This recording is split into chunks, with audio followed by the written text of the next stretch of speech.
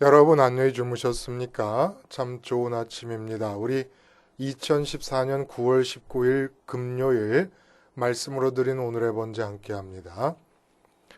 오늘은 일곱 봉인 중에서 넷째, 다섯째, 여섯째 인이 떼어지는 일을 우리가 함께 살펴볼 텐데 각 인을 하나씩 읽으면서 그 의미를 살펴보도록 그렇게 하겠습니다. 먼저 6장 계시록 6장 7절부터 첫째 인에 관한 말씀을 우리가 8절까지 기록이 되어 있죠.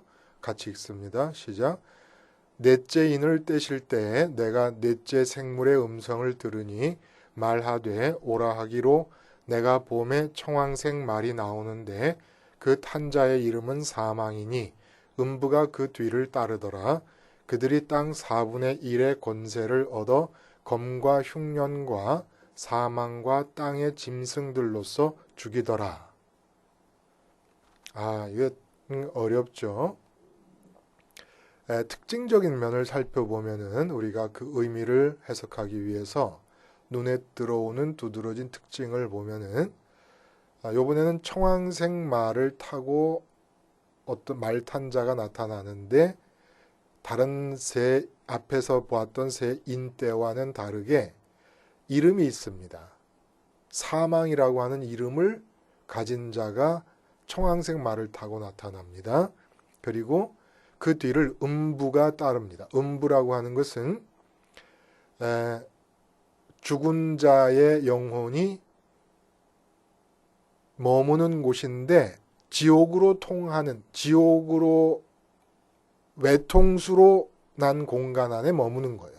그곳에 있다가 주님의 재림에 의해서 심판이 완성되고 나면은 지옥으로 들어가게 될 지옥의 대합실 같은 거라고 볼 수 있을까요? 음부라는 용어가 지칭하는 것이.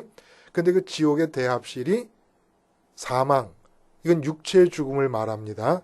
말이 청황색이잖아요. 청황색이라고 하는 것은 누루스름한 빛깔의 푸른 빛이 도는 거니까 시체가 핏기가 하나도 없는 상태에서 썩어가기 시작할 때 노르스름하면서 푸른 빛이 돌지 않습니까? 이 청황색 말이 그걸 의미하는 거죠. 자, 육체의 죽음이 문제는 뭘 하느냐 하면 이 땅 4분의 1의 권세를 얻었다 그래요. 이 말도 이해하기가 쉽지 않아요. 땅의 4분의 1의 권세를 얻어서 검과 흉년과 사망과 땅의 짐승들로서 죽이더라. 이거 좀 이상하지 않아요? 뭐가 이상하냐면 육체의 죽음, 그 육체의 죽음이 사람들을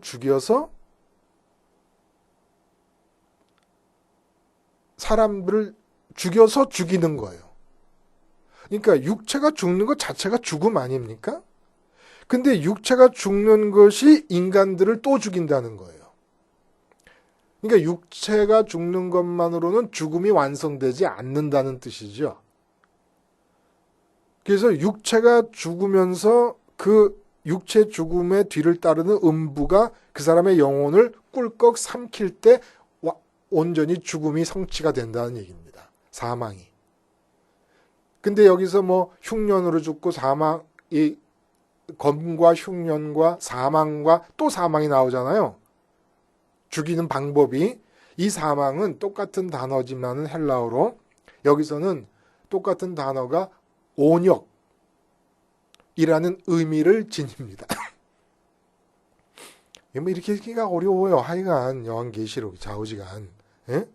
그러니까 사람이 죽게 되는 게 뭐 전쟁 같은 걸 통해서 죽고 싸우다 죽고 또 흉년, 기근을 만나서 죽고 또 온역, 병, 뭐 이런 병들어서 죽고 땅의 짐승들로서 도대체 뭘 말하는지 구체적으로 모르겠습니다만은 요즘식으로 말하면은 뭐 사고를 당해서 죽는 거 뭐 이런 것을 말하는 거 아닐까 하는 추측을 할 뿐입니다. 하여간 인간이 죽는 모든 방법을 다 총망라하느라고 그렇게 말씀을 하신 거죠. 그 당시에 또 로마 원형 경기장 같은 곳에서 뭐 검투사들이 싸워서 지게 될 경우에는 배고픈 사자들을 풀어가지고 그 진 검투사들을 먹게 만들고 뭐 이런 일들이 있어서 그걸 연상해서 쓴 건지 모르겠습니다. 하여간 사람이 죽는 여러 가지 방법을 총망라한 것이에요. 자, 그럼 이게 전체적으로 무엇을 뜻하는 것일까요? 말하고자 하는 의미는 도대체 뭐겠습니까? 땅 4분의 1의 권세라는 데 열쇠가 있는 것 같아요. 땅 4분의 1의 권세라는 건 도대체 뭘까? 땅에 대해서 사망과 음부가 권세를 얻었다는 얘기입니다. 육체의 죽음과 그 뒤를 따르는 음부가 4분의 1의 권세를 얻었다는 얘기예요. 그러니까 이 사망과 음부가 권세를 얻었다는 것은, 땅에서 권세를 얻었다는 것은 이 권세가 사탄에게 주어진 걸 말하는 겁니다. 왜냐하면 음부가 삼켜버리니까 그 영혼을, 육체가 죽어서 육체에서부터 풀려나오는 영혼을 음부가 뒤따라가다가 낼름 받아 먹으니까 이거 누가 하겠습니까? 사탄이 아니지 천사가 하겠습니까? 사탄에게 권세가 4분의 1이 주어졌다는데 이 4분의 1 때문에 아주 머리가 아픈 거지요. 계시록을 읽는 분들이 4분의 1은 그렇게 어렵게 생각할 건 없을 것 같아요. 이 땅에 대해서 지배권을 갖고 있던 자가 누굽니까? 사탄이에요. 그 사탄이 이 땅에 있는 사람들을 지배하는 방식이 공중에 있는 마음을 지배해버렸습니다. 공중에 있는 마음을 지배하면서 땅을 다 지배하고 이 세상을 지배한 거예요. 근데 그 사탄이 사람들의 마음을 지배해서 공중을 지배하고 땅을 지배하는 지배 방식이 어떤 거였습니까? 세 가지가 있었습니다. 첫째, 흰말 탄 자로서 나타나는 인에서 볼 수 있듯이 기쁨으로 귀결되는 사랑의 관역을 하나님 이외의 대상으로 관역 삼게 함으로써 지배를 했습니다.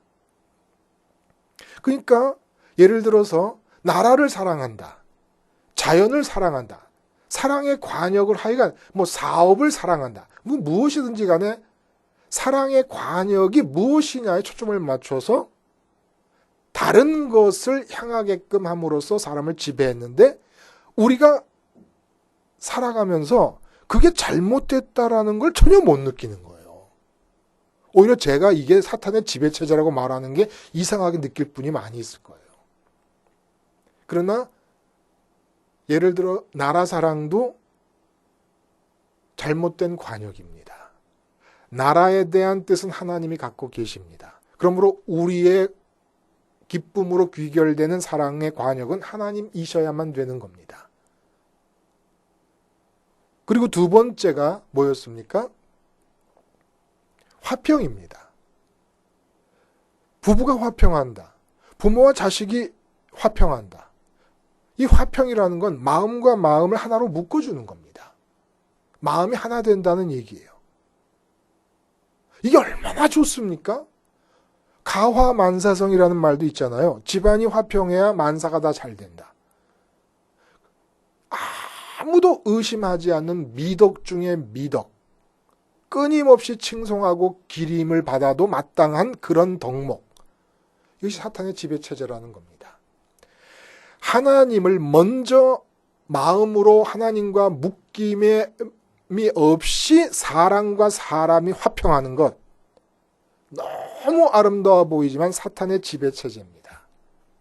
하나님과 각자가 먼저 묶이지 않고 사람과 사람이 먼저 묶이는 화평은 야합입니다. 하나님에 대한 반역입니다. 이 사탄의 지배체제입니다. 우린 전혀 모르는 거예요. 그러니까 계시록이 보여진 거예요. 이 사탄의 지배체제인 걸 알아라. 그래서 주님의 십자가 사건, 어린 양이 죽으심을 당한 사건을 통해서 끊임없이 우리가 사랑의 관역을 다른 쪽으로 가려는 내가 죽고 하나님께로 향하게 하고, 그리고 보이지 않는 하나님보다는 보이는 사랑과의 화평에 먼저 마음이 끌리는 상태에 대해서 어린 양과 더불어 함께 죽고 하나님과 먼저 화평을 이루려고 하는 삶이 이루어지면서 사탄의 지배체제가 깨어져 나가는 거죠. 마지막에 뭐였습니까? 한 데나리온으로 상징되는 인간의 행위. 이 행위가 뭘 향하고 있습니까? 이 세상에서의 성취를 향하고 있어요. 뭔가 이루겠다. 많이 모으겠다. 어떤 높은 자리에 가겠다. 무엇을 위해서 헌신하겠다. 이런 목표를 향해서 행위를 하게 되는데 다 사탄의 지배체제입니다. 너무나 좋아 보이고 너무나 당연하고 그래야 될 것 같잖아요. 마땅히 인간의 이렇다 할 만한 성취를 위해서 뛰어야 될 것 같지 않습니까? 이 사탄의 지배체제라는 겁니다. 그럼 우리 뭐 하는 거냐? 나를 통해 이루시려는 계획은 하나님께 있습니다. 성취는 하나님이 하십니다. 그러면 내가 성취해야 될 것은 뭡니까? 오늘 지금 이 순간 포도주와 감람류는 해치지 말라라는 말씀이 나타낸 것처럼 지금 하나님으로 지금 내 기업은 하나님인 거예요. 내가 성취해야 될 기업은 하늘에 계신 하나님 아버지뿐입니다. 매일같이 하나님 아버지를 성취하는 거예요. 영원토록 하나님을 성취해도 하나님을 다 성취하지 못해. 그러니까 영원히 하나님을 성취해 나가는 겁니다. 계속 하나님을 얻어가는 거예요. 이게 내가 할 일입니다. 내가 하나님을 성취하고 있는 동안에 하나님은 나를 통해서 이 땅에서 당신이 계획하신 바를 성취해 나가시는 것이죠. 근데 그걸 거꾸로 바꿔버렸어요. 그래가지고 사탄의 지배가 지속되는 겁니다. 이렇게 세 가지 방식으로 이 세상을 지배하고 이 땅을 지배하니까 이 세 가지 방식으로 지배하던 사탄의 권세가 미치는 영역이 다 어린 양을 통해서 없어진 거예요. 근데 이게 4분의 3만입니까? 4분의 3이라는 게 숫자상 100개 중에서 75개고 4분의 1은 25개 이렇게 숫자를 말하는 것이 아니라 그 의미를 말하는 거예요. 의미. 그래서 세 가지 형태로 땅에 대해 권세를 부리던 사탄의 권세가 다 없어지니까 나머지 한쪽이 남는데 나머지 한쪽은 뭡니까? 이렇게 죽음을 당하신 어린 양을 통하여 사탄의 지배체제가 무너져가는 역사가 일어나는 와중에도 전혀 그 사탄의 지배체제가 무너지는 재앙과 무관하게 살아가는 사람들, 즉 이 세 가지 지배체제가 계속 작용하는 사람들이 듭니다. 이들의 영역을 4분의 1의 영역으로 본 겁니다. 그래서 여전히 사탄이 권세를 부릴 수 있는 영역을 하나님께서 허락을 하신 거예요. 왜? 죽임을 당한 어린 양을 통해서 사탄의 지배체제로부터 벗어날 수 있는 길을 열어주셨는데도 벗어나지 않고 계속 그 안주하고 있는 사람들. 그 사람들을 어떻게 사탄이 죽입니까? 육체가 죽음으로써 그 사람들이 죽어버리는 거예요. 육체가 죽는다는 게 무슨 뜻입니까? 더 이상은 사탄의 지배체제로부터 죽임당한 어린 양을 붙잡고 빠져나올 기회를, 찬스를 잃어버린다는 걸 뜻합니다. 육체가 죽는다는 게. 바로 그 뜻을 의미하는 거죠. 오늘 본문이. 벗어나지 못한 자들은 그렇게 죽을 것이다. 자, 그러면 이제 이렇게 해서 벗어난 자와 사탄의 지배체제를 죽임당한 어린 양을 붙잡고 벗어나는 자들과 벗어나지 못한 자들, 못하는 자들, 못할 자들, 과거와 현재와 미래 속에 살던 모든 사람에게 다 적용되는 말씀이니까 이것은 요한계시록이 이 두 부류 사람의 삶의 모습이 다섯째인과 여섯째인으로 표현이 된다는 겁니다. 다섯째인을 우리가 읽어보면 같이 읽어봅니다. 시작.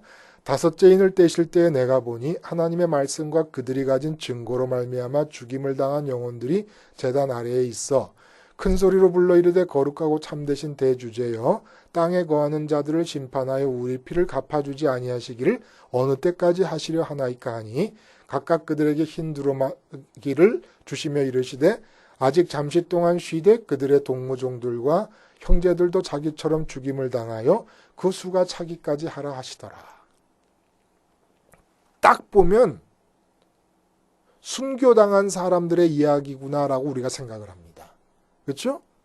하나님의 말씀과 그들이 가진 증거, 그러니까 복음을 받아들인 것을 하나님의 말씀이라고 본 거고 그 증거는 십자가 복음대로 자기가 죽었다고 생각하고 그 십자가 복음을 생활화하는 것이 증거입니다. 그리고 그것을 전하는 것이 그래서 그 증거로 말미암아 죽임을 당한 영혼들이라 그러니까 당연히 이건 순교자들이 아니냐 하는 생각을 딱 하지요. 근데 이게 이렇게 계시록이 간단하지가 않아요. 제단 아래에 있다 그래요. 죽은 자들의 영혼이 제단 아래. 이 제단은 번제단을 말합니다. 구약시대 때 성전에 있던 번제단. 그 번제단 아래에다가 번제물의 피를 쏟았습니다. 레위기 4장 7절에 보면은 이 점을 가만히 생각하면은 이 죽임을 당했다는 단어가 헬라어 단어가 두 가지 뜻으로 번역이 될 수 있는 거예요. 사람이 죽임을 당한다고 될 수도 있고 그리고 우리 그런 말 하잖아요. 도살장으로 끌려가는 양, 어린 양, 그 어린 양이 도살장으로 끌려가듯이라고 할 때 그 도살이라는 뜻도 됩니다. 그러니까 사람을 죽인다는 죽임도 되고 가축을 죽이는 도살이라는 뜻도 있다는 얘기예요. 근데 제단 아래 있다고 하는 이 말과 연결시키면 사람을 죽일 때 그 죽인다는 단어가 아니라 가축을 죽일 때 죽인다는 단어가 맞다는 얘기입니다. 그러니까 이 말을 다시 말하면은 하나님의 말씀과 가진 증거로 말미암아 다시 말해 어린 양이 죽임을 당한 그 사건을 마음에 받아들여 가지고 죽임을 당했다는 거예요. 그 죽임을 당했다는 이게 도살을 당했다는 겁니다. 도살을 당했다는 것은 그 말씀을 받아들여서 그 말씀대로 사는 삶을 통해서 내가 가축처럼 번제물처럼 죽임을 당한 걸 말하는 겁니다. 순교자들이 사람들에 의해서 죽임을 당하는 게 아니라 번제단에서 내가 가축처럼 죽임을 당한 걸 말하는 거예요. 그러니까 이게 뭘 말하는 거겠습니까? 우리가 늘 아침마다 말해오는 그 내용을 말하는 겁니다. 근데 이 내용도 사람들이 모르는 거예요. 심지어는 믿는 자들이 모르고 요한계시록을 해석하는 사람들이 모르는 거예요. 왜? 십자가를 생활화하지 않으니까. 그러니까 요한계시록이 십자가를 통해 해석되질 않는 겁니다. 내가 죽임을 당하는데 마치 번제단에서 양이나 송아지나 이런 것들이 도살을 당해서 번제로 드려지는 것처럼 죽임을 당한 자들의 영혼을 말하는 겁니다. 그들이 말하기를 큰 소리에 불러 이르되 거룩하고 참되신 대주제요. 그러니까 순교자들도 포함이 되고 순교하지 않고 사는 사람들도 포함이 되는데 늘 얘기하는 것처럼 사도 바울이 뭐라 그래요? 내가 날마다 예수의 죽음을 몸에 짊어지고 산다. 나는 날마다 죽노라. 진짜 십자가에서 죽음을 날마다 실현하고 사는 사람들 모두를 다 가리킵니다. 그런 사람들 중에는 순교를 당한 사람도 포함이 되겠지요. 자, 그러면 그 사람들이 큰 소리로 불러 이르되 거룩하고 참되신 대주제여. 땅에 구하는 자들 심판하여 우리 피를 갚아주지 아니하시기를 어느 때까지 하시려나이까. 우리 피를 갚아주지 아니한다는 얘기는 마음에 원한이 생겨 있다는 얘기입니다. 그 마음속의 원한을 히브리 사람들의 이 언어로 피를 갚아준다. 이렇게 얘기합니다. 그러면은 도대체 어린 양의 죽음을 본받아서 그분과 연합해가지고 어린 양이 도살당하듯이 십자가라는 번제단에서 도살당하듯이 나를 번제물로 들여서 죽임을 당한 사람들이 무슨 원한을 갖느냐 이거예요. 이 원한의 내용을 알게 해주는 단어가 거룩하고 참되신이라는 단어입니다. 이 거룩하고 참되신이라는 말은 우리가 필라델피아의 교회에 보내는 메시지 속에서 나온 거 우리가 기억하지 않습니까?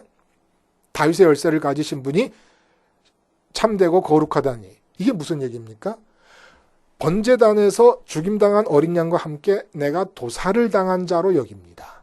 그 말씀에 의해서 내가 도살을 말씀을 붙잡고 있는 한 내가 죽은 자가 되는 겁니다. 그럴 때 나타나는 일이 뭡니까? 하나님을 거룩하고 참되신 분으로 만나게 됩니다. 거룩하다는 게 뭐예요? 우리 1번에서 첫 번째 인에서 뭐라 그랬어요? 기쁨으로 귀결되는 사랑. 근데 거룩한 존재를 사랑의 관역으로 삼는다는 얘기예요. 거룩한 존재를 사랑의 관역으로 삼으면 어떤 일이 일어납니까? 이제 더 이상은 없을 만큼 좋은 기쁨, 행복이 주어진다는 겁니다. 그러면 다른 경우는 어때요? 하나님을 관역 삼지 않을 경우에는 보세요. 돈을 많이 벌면 내가 좋을 것 같았어요. 그래서 돈을 벌었는데 돈을 벌고 보니까 그렇게 좋지 않아요. 그러니까 참되지 않다는 얘기예요. 세상에 관역 삼아가지고 기쁨으로 귀결되는 사랑을 하는데 저 여자하고 결혼하면 좋을 줄 알았는데 정작 결혼을 하고 보니까 안 좋아요. 그러니까 참되지 않다는 겁니다. 근데 하나님은 사랑의 관역을 삼아가지고 하나님을 끌어당겼습니다. 내 마음속으로 모셔드렸습니다. 그러기 위해서 십자가에서 죽은 거예요. 죽은다는 어린 양과 함께 연합해서 도살을 당하는 겁니다. 말씀에 의해서 죽임을 당하는 거예요. 이게 말씀으로 드리는 오늘의 번제 얘기를 하는 거죠. 그대로 하나님의 말씀과 증거로 인하여 도살을 당한 자들이 제단 밑에서라는 건 뭐예요? 십자가 뒤에서, 십자가 밑에서 누굴 만납니까? 하나님을 만나는 거예요. 하나님을 만나고 나니까 너무너무 좋아요. 오늘 좋고 났는데 내일도 또 좋아요. 내일 좋았는데 모레도 또 좋아.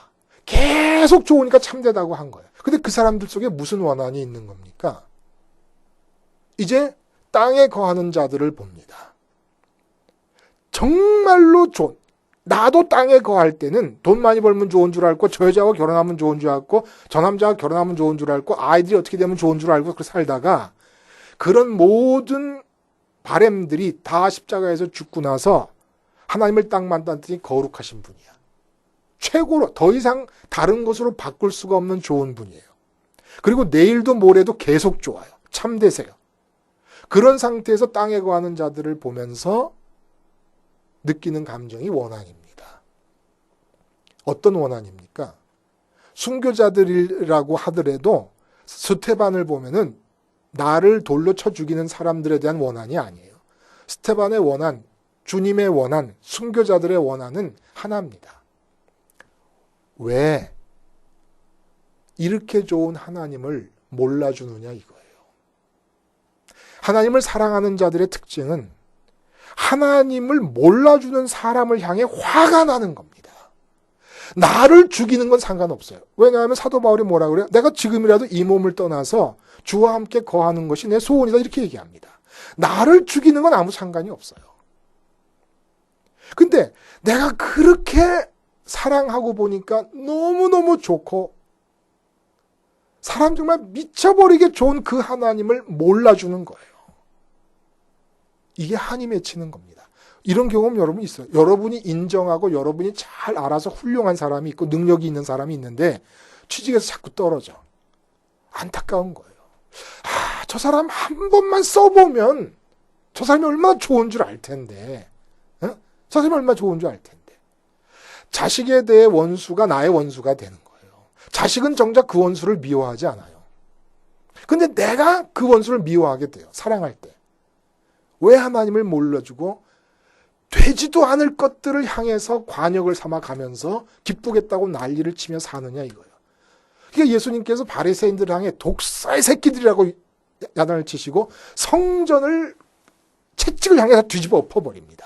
대제사장들을 향해서. 이게 왜 그렇습니까? 가장 가까이 하나님을 경험할 수 있는 대제사장이라는 사람들이 지금 돈도 나고 쫓아다니니까 이 예수님 마음에 이 한과 이 원한이 쌓이는 거예요. 우리가 이 세상을 바라보는 눈이 어떤 겁니까? 하나님을 몰라주는 세상에 대해서 원망이 가득한 겁니다. 왜 이 하나님을 모르냐? 그러면 이러한 삶을 살게 되는 우리들에 반해서 그럼 마지막 여섯째 인을 띠는 사람들은 어떻게 사느냐? 한번 같이 읽어봅니다. 내가 보니 여섯째 인을 떼실 때 큰 지진이 나며 해가 검은 털로 짠 상복같이 검어지고 다른 온통 피같이 되며 하늘의 별들이 무화과 나무가 대풍에 흔들려 설익은 열매가 떨어지는 것 같이 땅에 떨어지며 하늘은 두루마리가 말리는 것까지 떠나가고 각 산과 섬이 제자리에서 옮겨지매 땅의 임금들과 왕족들과 장군들과 부자들과 강한 자들과 모든 종과 자유인이 굴과 산들의 바위 틈에 숨어 산들과 바위에게 말하되 우리 위에 떨어져 보좌에 앉으신 이의 얼굴에서 와 그 어린 양의 진노에서 우리를 가리라. 그들의 진노에 큰 날이 이르렀으니 누가 능히 서리요 하더라. 자, 이건 무슨 말입니까, 여러분? 어린 양의 죽으심을 통해서 사탄의 지배체제가 무너지게 만드셨고, 이제 거룩하고 참되신 하나님으로 향하는 길이 감람류가 끊임없이 제공됨으로써 밝아지고, 그러면서 그분께 가기만 하면 포도주로 상징되는 더 이상이 존재할 수 없는 기쁨이 날마다 새롭게 우리에게 주어지는데, 끝까지 땅을 사는 겁니다. 끝까지. 이 피조의 세계, 물리적인 세계가 내가 이룰 수 있는 모든 것이 다 있다고 믿고 이 땅 위에서 내 인생을 구축하고 성취하려고 합니다. 그대로 살아가는 거예요. 그게 누굽니까? 땅의 임금들과 왕족들과 장군들과 부자들과 강한 자들과 종과 자유인, 모든 사람을 다 말하는 겁니다. 땅에 거하는 모든 자. 근데 왕족들과 장군들, 다 이룬 사람, 부자들과 이룬 사람들 아닙니까? 근데 이들이 나중에 뭐라 그러냐면은 무너져서, 사나 무너져서 내 위에 덮쳐서 나를 깔아 죽여라. 첫 번째, 앞서 다섯째인의 사람들은 하나님의 좋음을 경험하고 나니까 하나님의 좋으심을 깨닫지 못하고 접하지 못하는 사람들을 보며 한이 생깁니다. 그러니까 하나님 제발 당신을 좀 드러내 주세요. 당신이 얼마나 좋은 분이라는 걸 저들에게도 좀 알려주세요. 한이 맺히는 거예요. 그러니까 하나님 뭐라 그러세요? 아직 나를 드러낼 때가 아니다. 나를 보지 않은 채로 나를 만나지, 정말 오감각으로 느끼듯이 그렇게 만나지 못한 채로 나에게로 향해 오는 사람들의 수가 차기까지 시간이 더 필요하다라는 얘기를 하는데, 그 시간 동안 여전히 땅에서 사는 사람들의 세계가 나타나는 겁니다. 근데 나중에 어떻게 되냐면 이 사람들의 마지막이 자기가 그렇게 믿었던 땅 아닙니까?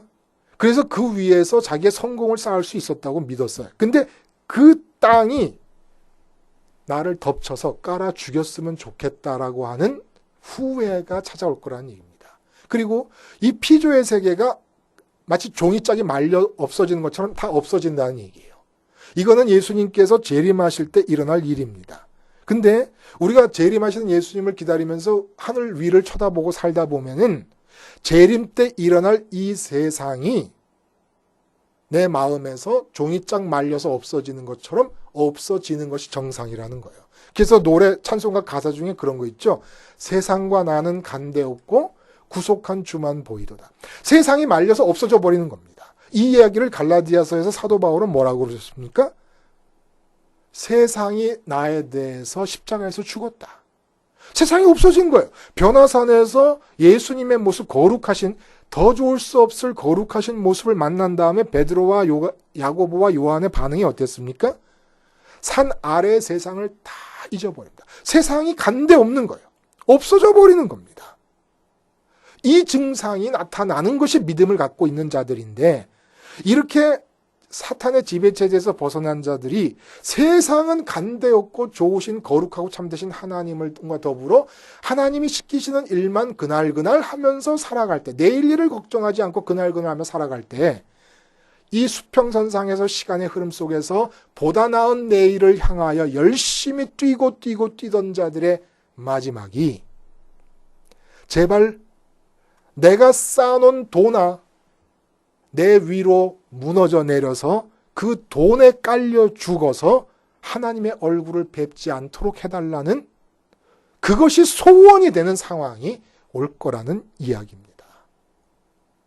그리고 그것을 사탄의 지배체제를 벗어난 사람들은 지금 보고 있는 겁니다. 그렇게 후회할 일을 지금 살아가고 있구나. 그래서 사도 바울이 아그리빠 왕과 베스도 총독에게 한 말이 있지 않습니까? 임금 자리에 있다고, 총독 자리에 있다고, 그것이 무엇인가 이루었다고 생각하지 마세요. 높은 만큼 쌓아 올린 그것이 여러분 위에 무너져가지고 여러분이 깔려서 멸망하게 될 날이 올 겁니다. 그러니까 나처럼 되세요. 지금 사탄의 지배체제 아래서 왕 됐다고, 총독 됐다고 기뻐하지 말고 제발 그 사탄의 지배체제에서 벗어나세요 라는 말을 한 것이었던 것이죠. 지금 여러분 마음속을 봐서 세상이 종이짝 말려진 것처럼 없어져 버렸습니까? 그러면 여러분은 어린 양의 죽음에 연합해서 죽음을 당하면서 거룩하고 참되신 하나님께 마음이 붙어있는 증거입니다. 거룩하고 참되신 하나님께 마음이 붙어있는 모든 자들은 그 마음에서 세상이 간대 없어진 것으로 증거가 확증될 수 있다는 것입니다. 기도하시겠습니다. 하나님 아버지, 땅 4분의 1의 권세를 받은 육체의 죽음과 그 뒤를 따르는 음부에 의해서 진짜 죽음에 도달하지 않고 사탄의 지배 체제에 벗어나 거룩하고 참되신 분을 나의 기업으로 날마다 획득하며 살아가는 자들이 되게 하여 주시옵소서. 예수님의 이름으로 기도하옵나이다. 아멘.